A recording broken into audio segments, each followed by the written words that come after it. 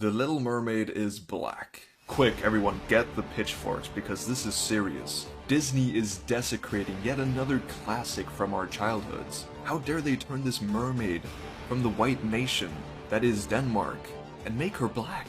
Woke Hollywood has gone too far. Now obviously I'm joking because people who say that are idiots, and that's what we're here to look at today. So a trailer for the Little Mermaid live action remake just came out a couple days ago, and it shows, as you may know, Halle Bailey in her role as Ariel. We've talked about this once before in one of my Geeks and Gamers videos, but that was a while ago. But yes, Halle Bailey is not white, as she was in the original Disney movie that wasn't actually the original story, but oh well. But basically this trailer came out and it has over 1 million dislikes, because of course it has. Grown men love nothing more than to dunk on woke children's movies. However, what do I think of the trailer? I don't really have many opinions of it. I mean, it was more of a teaser than a trailer, not really much was shown. One thing that I'm already seeing is that they have really desaturated the ocean. I mean, to make it look more realistic of course, but it's lost all the vibrance of the original animation movie. It's more dark, it's more gray, it looks more realistic, but just like The Lion King, I'm just worried that it'll make it feel lifeless. However, we'll get into this a bit later. However, Halle Bailey looks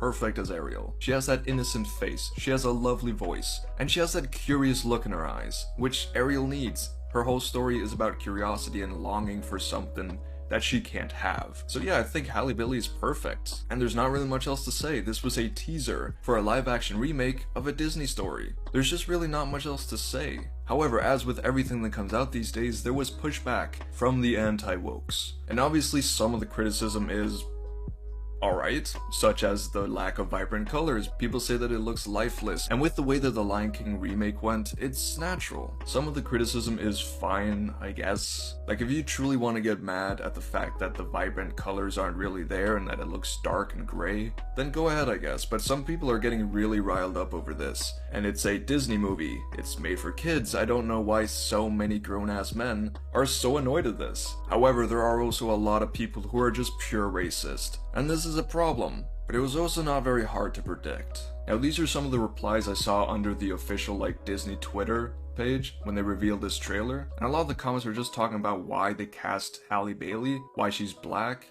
because Ariel is supposed to be white for some reason. Is no one gonna talk about how political correctness is ruining films nowadays?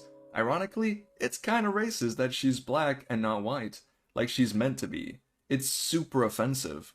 Maybe I should start the WM movement and burn shit and stuff. With enough violence, we can go back to normal, I guess. It amazes me how dumb the human race has gotten. And again, just to remind you, this is all because a black woman was cast to be Ariel in a Disney movie. Halle Bailey fits all the characteristics of Ariel. She even has the red hair. People who have a problem with this casting are just racist. Their problem is the skin color. Let's not act like it's something else. Alright, these next ones are some of the replies from years ago when Halle Bailey was first announced to be cast as Ariel. Ariel should be a white redhead. This is bullshit. There's also this extremely racist picture, and there's this person who says that everyone wants equality, but the character looks the way they do for a reason. Ariel is white with red hair. Sorry, but it's the way it is. It changes the whole idea, Lamau. Y'all gonna stand if they make one of Princess and the Frog where Tiana is white, blonde with blue eyes? And this is an argument that we've seen plenty of times. Every time a previously white character is shown to be black now, people say, oh, what would you do if we did the same with Black Panther or the Princess and the Frog? And people just don't get it. Before Tiana was on screen, there hadn't been a black Disney princess for over 40 movies.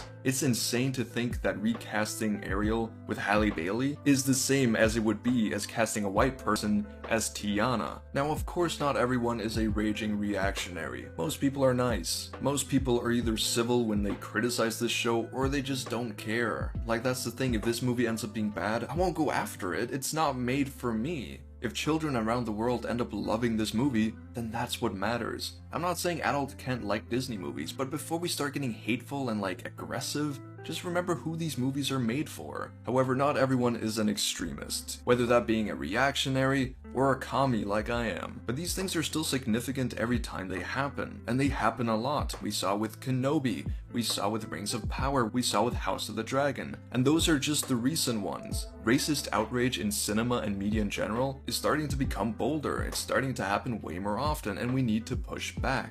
However, I think I need to address one of the really dumb arguments that I've seen, which is the argument that The Little Mermaid is a Danish story, that it was written by H.C. Andersen, who is from Denmark. And so the characters in the story should be white because most people in Denmark are white, and that casting a black girl to play Ariel is the same as taking a dump on Danish culture. And anyone who uses this argument seriously can go to hell. First of all, if we go based on the Disney movie, which isn't even nearly the same depiction as the original folktale, but if we go based on that, which is where most people reference from, they're like, oh, Ariel is white with red hair. That's from the Disney movie, not from the original. But in this movie, there are fucking coral reefs and exotic fish. You think Danish waters look like that? If it did, people would be swarming to Denmark. But they don't. It's cold, and there's nothing here. Even if you discard all the fantasy elements like a talking octopus, mermaids, a Jamaican crab, it still doesn't resemble Denmark in any way. The whole argument about H.C. Andersen is also bullshit. In Denmark, H.C. Andersen is very beloved, but his stories aren't about race or being hateful, and the message of The Little Mermaid definitely is not that she's white, or that her race even matters. It's almost an insult to H.C. Andersen, because his stories are so much deeper than this. His stories are about love, in particular his love for the world and for others, and the love that people have for each other. But they're also about tragedy, and just generally dark shit. A lot of his stories are for people who don't belong, because he felt that he didn't belong. Throughout his entire life, he felt like an outcast. He was socially anxious, he was socially awkward, he didn't fit in anywhere. His life is a story about love and tragedy. Yes, he was very patriotic. He loved Denmark, he loved the culture, he loved the nature, he loved the art, but it would go against everything that he stood for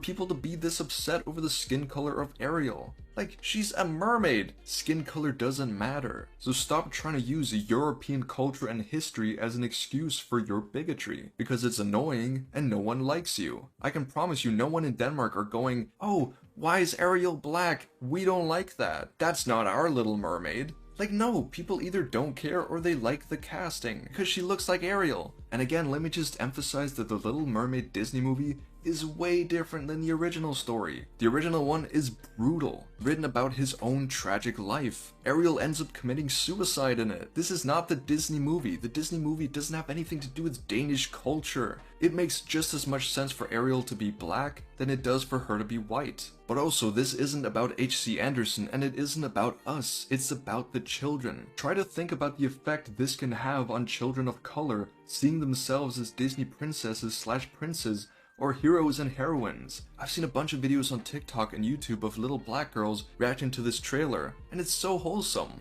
Why do you want to take that away from them? And there's the whole thing about like, oh, what about my children? They also want to see themselves on the screen, and they're white. Well, newsflash, most Disney princesses and most main characters, most anything in movies are still white. No one can take away the fact that Ariel is white in the original The Little Mermaid movie. If you care so much about the skin color of Ariel, then go back and watch that movie. But that's the thing, the people complaining about this shit don't watch these movies. They don't care. They're just in it for the general cultural argument that wokeness is ruining everything, and this is just another example of that. But all they're proving is that they're hateful and they're idiots. Now, I have seen some people make actual valid arguments against Disney and their remakes. One thing people are saying is that instead of just remaking old Disney movies and then making the main character black, how about making new stories about fairy tales from different places in the world, different cultures? There are so many interesting fairy tales and stories from around the world that could make really interesting movies, instead of just redoing the same movies over and over again. However, this argument has nothing to do with the skin color of Ariel or The Little Mermaid. I think people are still wrong if they say that, oh, they should make those other stories from different cultures, but then keep The Little Mermaid white, because that's still part of the problem. No, keep Halle Bailey as The Little Mermaid, but then still make new stories. Because that's the thing, a lot of modern blockbuster cinema